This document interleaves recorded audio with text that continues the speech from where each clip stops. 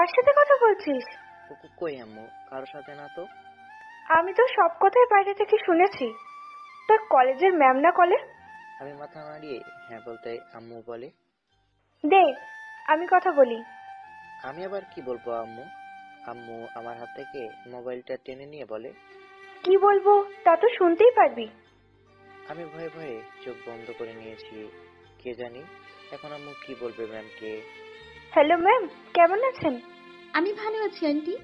আর আমি আপনার মেয়ের মতন, তাই আমাকে ম্যাডাম বা আপনি না বলে নাম ধরে রাখলে খুশি হব আন্টি। আচ্ছা, মাতেই ডাকবো। তোমার বাসায় কে কে আছে মা? আমি আর আম্মু আম্মু আন্টি। আপনি কেমন আছেন আন্টি? আমিও ভালো আছি মা। তাই বাদরটা তোমায় জ্বালায় নাকি খুব?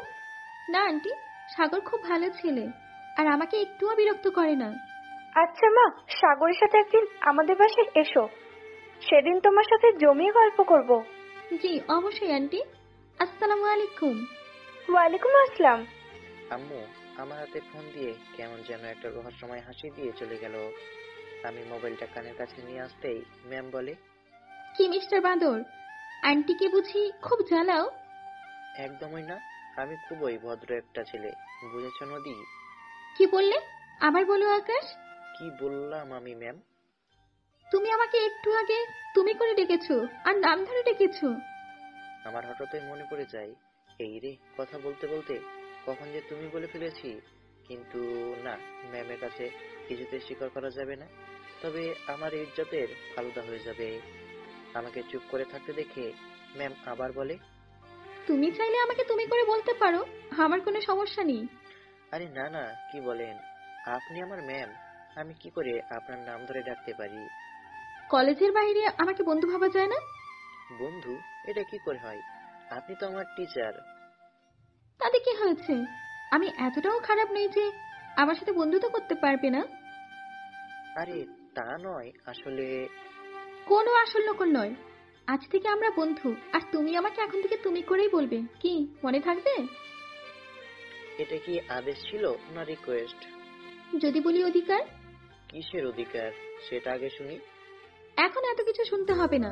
তা আগামী পরশু কলেজ থেকে কক্সবাজারে যাবে দুদিনের জন্য। তুমি যাবে তো?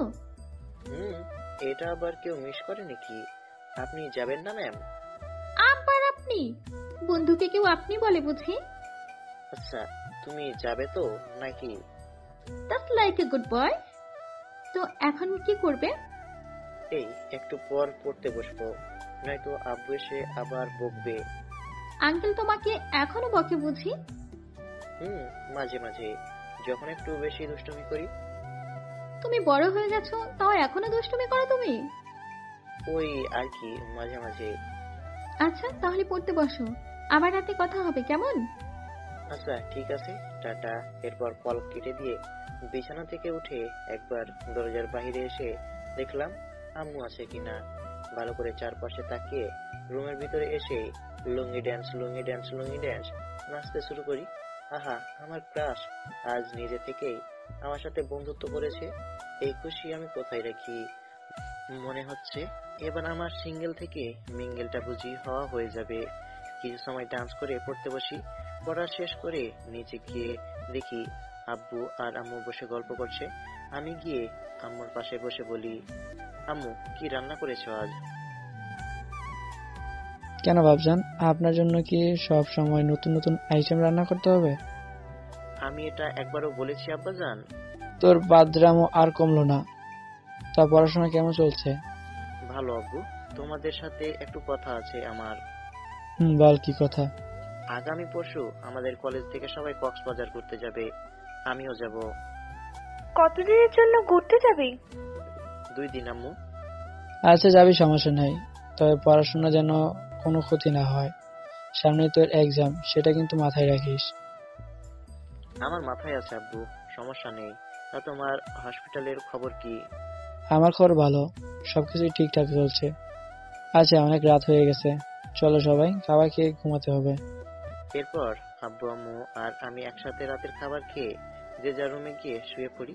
রুমে গিয়ে ম্যামকে কল করি। প্রায় 2-3 ঘন্টা দুজনের মাঝে কথা হয়। কথা বলতে বলতে কখন যে দুজনে ঘুমিয়ে গেছি কেউই বুঝতে পারিনি। সকালে ঘুম থেকে উঠে ফ্রেশ হয়ে নাস্তা করে চলে আসি ম্যামের বাসার সামনে। আজও ম্যামকে অমায়িক লাগছে দেখতে। আকাশি নীল রঙের মধ্যে একটা শাড়ি পরেছে, আর কানে ছোট ছোট পাথরের ঝুমকা। কি যে অপূর্ব লাগছে, আবির ভাই কি বলবো। আমার চোখ যেন সরতেই চাইছে না ম্যামের দিক থেকে। ম্যামের কাছে এসে বাইক থামাতেই ম্যাম একটা মুচকি হাসি দিয়ে বলে, আমাকে দেখার জন্য অনেক সময় পাবে, এখন কলেজে চলো, লেট হয়ে গেছে আজ। আমার কি দোষ বলো, আমার চোখ যদি তোমার দিক থেকে না সরতে চাই। ম্যাম একটা মুচকি হাসি দিয়ে বাইকে বসতে বসতে বলে, আচ্ছা, এত রোমান্টিক রোমান্টিক কথা শিখলে কোথা থেকে? চোখের সামনে যদি এমন একটা পরি থাকে তাহলে রোমান্টিক কথা শিখতে হয় না, এমনি এমনি বের হয়ে যায়। ম্যাম লজ্জা মাখা একটা হাসি দিয়ে বলে, আচ্ছা, তাই বুঝি? হুম, আজ তোমাকে এতটাই সুন্দর লাগছে যে কেউ তোমাকে দেখে কবি হয়ে যেতে চাইবে। হয়েছে, এবার চলো, লেট হয়ে যাচ্ছে। আমি একটা মুচকি হাসি দিয়ে বাইক চালাতে শুরু করি। একটু পর কলেজে চলে আসি। আজও সবাই আমাদের দিকে কেমন করে তাকিয়ে আছে। এক পাশে চোখ যেতেই দেখি আয়শা ফোঁসফোঁস করছে কাল সাপের মতো। সেদিকে পাত্তা না দিয়ে ম্যামকে বাইক থেকে নামতে বলি। আমিও নেমে বাইক পার্ক করতেই ম্যাম একটা মুচকি হাসি দিয়ে চলে যায়। আমি বাইকের চাবি ঘুরাতে ঘুরাতে জুনাইদের কাছে আসতেই জুনাইদ বলে, কি মামা, আজও ম্যাম তোমার বাইকে? কাহিনী কি? কোনো কাহিনী নেই মামা, তবে মনে হচ্ছে আর আমাকে সিঙ্গেল থাকতে হবে না। তোরা ম্যামে যদি প্রেমটা হয়ে যায় না, তবে তোদের দুজনকে নিয়ে একটা গল্প লিখব। আর গল্পের নাম কি জানিস? না, জানি না, তবে শুনি লেখক সাহেব কি নাম দিবেন আপনি? ইংলিশ ম্যামের প্রেমে যখন আমাদের সাগর। দূর শালা, এটা কোনো নাম হলো? ঠিক আছে, তাহলে তুই একটা নাম বল।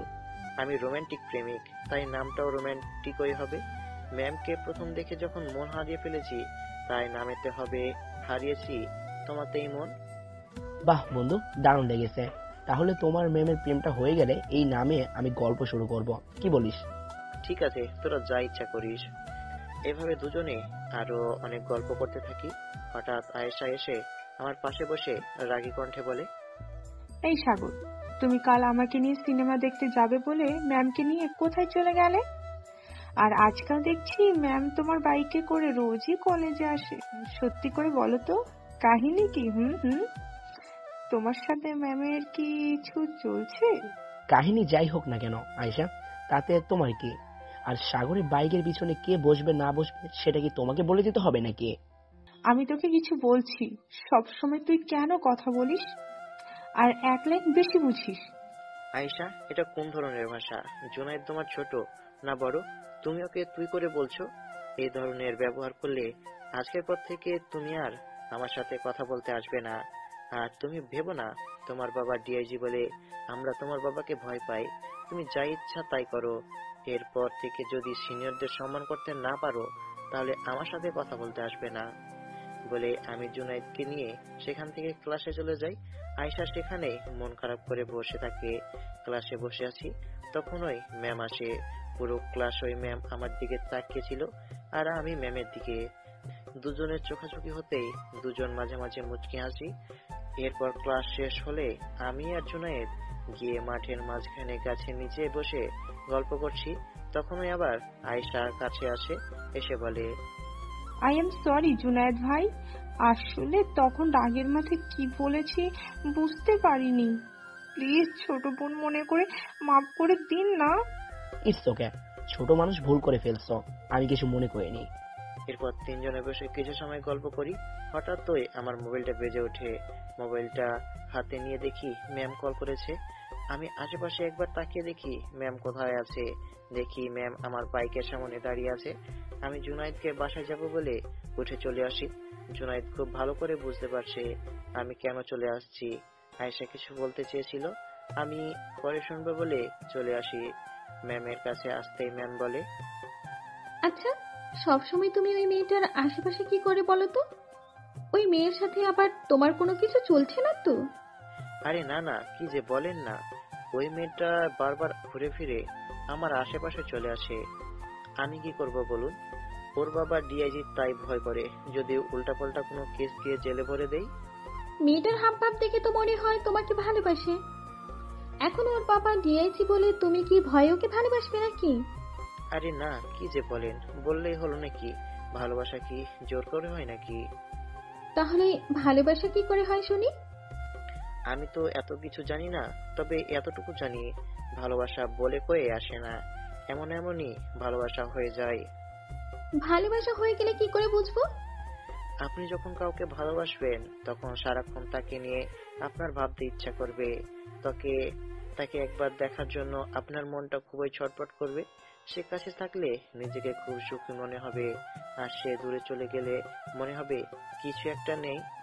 বাহ, ভালোবাসা নিয়ে অনেক কিছু জানো দেখছি। এর আগে এগুলো কতজনকে ভালোবেসেছো শুনি? আমি কিন্তু ম্যাম আপনাকে আগেই বলেছি, আমি কখনো কাউকে ভালোবাসিনি, তবে আজকাল মনে হচ্ছে কাউকে ভালোবেসে ফেলেছি। সেটা কি জানতে পারি? যদি তুমি বলতে চাও, আর যদি তুমি বলতে না চাও তাহলে বলতে হবে না।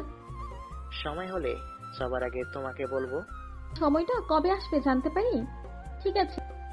আমি নিজেও জানি না সে সময়টা কবে আসবে, তবে খুব তাড়াতাড়ি আসবে, এটুকু বলতে পারি। অপেক্ষায় রইলাম তোমার মুখ থেকে তোমার ভালোবাসার মানুষের কথা শোনার জন্য। এখন চলে যাওয়া যাক। বলেই আমি আর ম্যাম বাইকে উঠে কলেজ থেকে বের হয়ে ম্যামের বাসার দিকে যেতে থাকি। হঠাৎই ম্যাম বলে, সরি, এই বাইক থামাও। আমি বাইক থামিয়ে বললাম, কি হলো, এখানে বাইক থামাতে বললে কেন? ওই দেখো ফুচকা, আমি ফুচকা খাবো। তুমিও আজকালকার মেয়েদের মতো ফুচকার পাগল? মানে কি? আমি কি আদি যুগের মানুষ নাকি? না, আমি তা বলিনি, আসলে তুমি একটু সিনিয়র তো তাই বললাম। শোনো, আমি তোমার থেকে বেশি হলে 4 থেকে 5 বছরের বড় হব। আর আমি যখন ভার্সিটি পড়ি তখন এই ফুচকা একদিনও আমার থেকে বাঁচতে পারতো না। আজও পারবে না। চলো, না হলে আবার পরে বলবে আমার কাছে এই প্রথম কিছু আবদার করেছো, আমি তাও দেইনি। ম্যাম মুচকি হেসে আমার হাত ধরে ফুচকার দোকানে গিয়ে 2 প্লেট ফুচকা দিতে বললে। আমি বলি, আমি এসব খাই না, আর আব্বু যদি জানে আমি বাইরের খাবার খাই তবে আমার খবর আছে, বুঝলে? একটা খেতে তো সমস্যা হবে না, তাই না? না, তা হবে না, খেতে পারি, তবে তুমি যদি নিজের হাতে খাইয়ে দাও।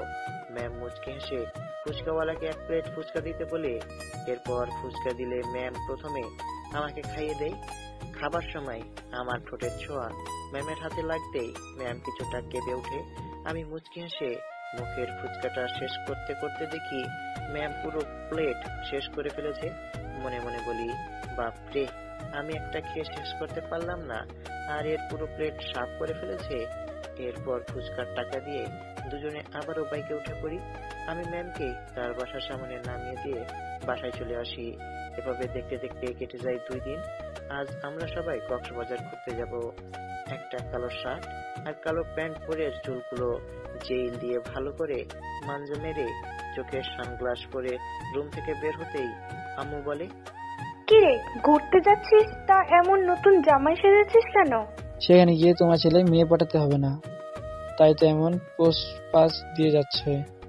আচ্ছা, আমি কি তাহলে কক্সবাজারে টি শার্ট আর লুঙ্গি পরে গেলে তোমরা খুব খুশি হতে? না আব্বাজান, যেখানে যাচ্ছেন সেখানেই যান। আচ্ছা, আমি গেলাম, লেট হয়ে যাচ্ছে। বলেই বের হতে গেলে আব্বু ডেকে হাতে 10,000 টাকা দিয়ে বলে, সাবধানে থাকিস আর নিজের খেয়াল রাখিস বাবা। তোমরা কোনো চিন্তা করো না, আমি ওখানে খুব সাবধানে থাকবো, তোমরা নিজেদের খেয়াল রেখো। আর আব্বু, আম্মুর প্রেসারের ওষুধগুলো সময় মতো দিয়ে দিও। আব্বু আর আম্মু আমার মাথায় হাত বুলিয়ে কপালে চুমু দিয়ে দেই। আমিও আব্বু আম্মুর কপালে চুমু দিয়ে তাদের থেকে বিদায় নিয়ে বাসা থেকে বের হয়ে যাই। এ এক অদ্ভুত মায়া বাবা মার তার সন্তানদের প্রতি। প্রতিদিন যতই বকাঝকা করুক না কেন, সন্তান যখন বাসার বাইরে যায় তখন বাবা মা সন্তানদের চিন্তা করে সব সময়। মাঝে মাঝে মনে হয় একবার আল্লাহ যদি দেখা পাইতাম, একটা কথাই জানতে চাইতাম, কি দিয়ে তিনি বাবা মাকে সৃষ্টি করেছে। এত কষ্ট, এত আঘাত দেই আমরা, তবুও বাবা মা নিজের আয়ু দিয়ে সন্তানকে বাঁচাতে চায়। আবার মনে হয় আল্লাহর যত ক্ষমতা আছে তার চেয়ে বেশি মমতা আল্লাহ বাবা মায়ের হৃদয়ে দিয়ে দিয়েছে সন্তানদের জন্য। কখনো মুখ ফুটে বলা হয়নি আব্বু আম্মুকে যে তোমাদের ভালোবাসি, বলা না হলেও ভালোবাসি তোমাদের। আই লাভ ইউ আব্বু আম্মু। বাসা থেকে বের হয়ে একটা রিক্সা নিয়ে চলে আসি ম্যামের বাসার সামনে। ম্যামকে দেখে আমার তো মাথায় নষ্ট। রিয়াজের সেই বিখ্যাত গানটা গাইতে ইচ্ছা করছে। আমি জ্ঞান হারাবো, হয়তো মরে যাব, বাঁচাতে পারবে না কেউ। ম্যাম একটা কালো শাড়ি পরেছে, চোখে কাজল, কানে কালো পাথরের ঝুমকো, হাতে কাচের চুড়ি আর কপালে ছোট্ট একটা কালো টিপ। আজ আর চোখ ফেরাতে ইচ্ছা করছে না ম্যামের দিক থেকে। ম্যামের সামনে গিয়ে রিক্সা থামাতেই ম্যাম রিক্সায় উঠে আমার পাশে বসে বলে, এই যে এমন করে তাকিয়ে থাকো না তো, আমার কিছু লজ্জা করে না? আজ আর চোখ সরাতে ইচ্ছে করছে না, প্লিজ আজ আর বলো না তোমার দিক থেকে চোখ সরাতে। আজ মন করে তোমায় দেখতে ইচ্ছা করছে। মনে হচ্ছে তোমায় একজোড়া নয়ন দেখেও আমার স্বাদ মিটবে না, আমার আরো একজোড়া নয়ন প্রয়োজন। ইস, এমন করে বলো না। এবার না আমি পাগল হয়ে যাব। তবে তোমাকেও কিন্তু আজ খুব খুব সুন্দর লাগছে। আমারও ইচ্ছে করছে এক পলকে তাকিয়ে থাকি তোমার পানে। তাহলে তুমি আমায় দেখো আর আমি তোমাকে। এত রোমান্টিক হতে হবে না, আশেপাশে লোকজন আছে, আমাদের এমন করে দেখলে পাগল বলবে। কে কি বললো তাতে কি বা আসে যায়। ম্যাম আমার কথায় লজ্জা পেয়ে আমার গালে হাত দিয়ে আমার মুখটা সামনের দিকে করে আমার এক হাত জড়িয়ে ধরে আমার কাঁধে মাথা রেখে একটু পর কলেজের সামনে আসতেই ম্যাম সোজা হয়ে বসে। কলেজের গেটে নেমে রিক্সা ভাড়া দিয়ে ভিতরে আসতে সবাই হা করে তাকিয়ে আছে আমাদের দিকে। তাকানোটা স্বাভাবিক, দুজনেই ম্যাচিং করে ড্রেস পরেছি। আয়েশা রক্তবর্ণ চোখে আমাদের দিকে তাকিয়ে আছে। জুনায়েদ আমাদের কাছে এসে বলে,